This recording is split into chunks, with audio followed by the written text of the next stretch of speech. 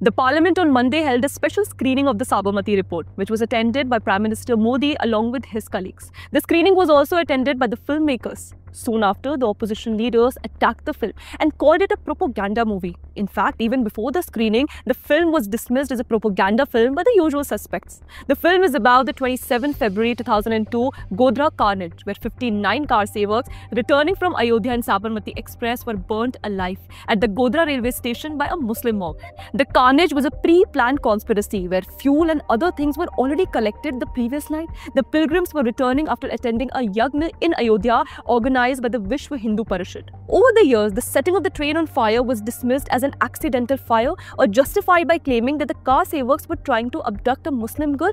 In reality, as per the Mehta Nanavati Commission report that they investigated, the carnage was a pre-planned conspiracy. Those who have not read the Commission report, I strongly urge you to read it here. But why is this fact, when depicted on the big screen, dismissed as propaganda? Is it not true that 59 people were burned alive while returning from Ayodhya? That the train was targeted because it had car sevaks and they were Hindus?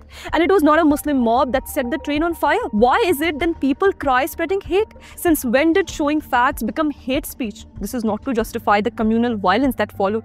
That should be equally condemned, as violence has no place in a civilized society. But why should the fact that a Muslim mob set the train on fire be not mentioned whenever the riots are brought up? If you only condemn the riots and dismiss the carnage as propaganda or accidental fire, you are being dishonest and are actually the one doing propaganda. But this is what has been happening in India.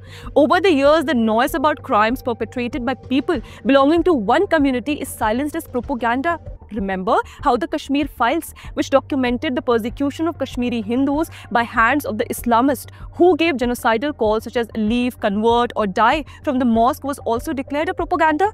The live experience of Kashmiri Hindus where their Muslim neighbors turned on them and threw them to the hands of Islamist terrorists backed by Pakistan was called propaganda. Politicians such as Arvind Kejriwal laughed and mocked the film in the State Assembly and suggested how the film should be uploaded on YouTube. कह रहे हैं Kashmir files tax free करो, अरे YouTube पे डाल दो, free हो जाएगी.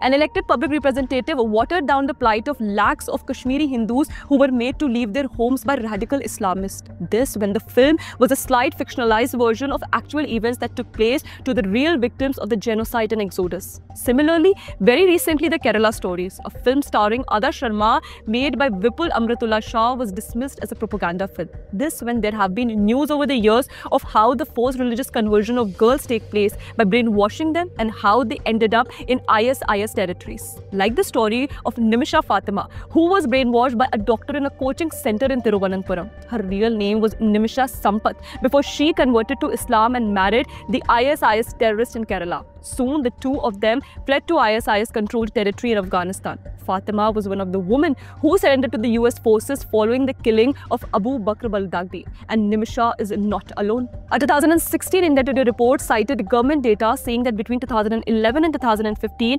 5,975 people had converted to Islam in Kerala, of which 1,510 converted in 2015 alone.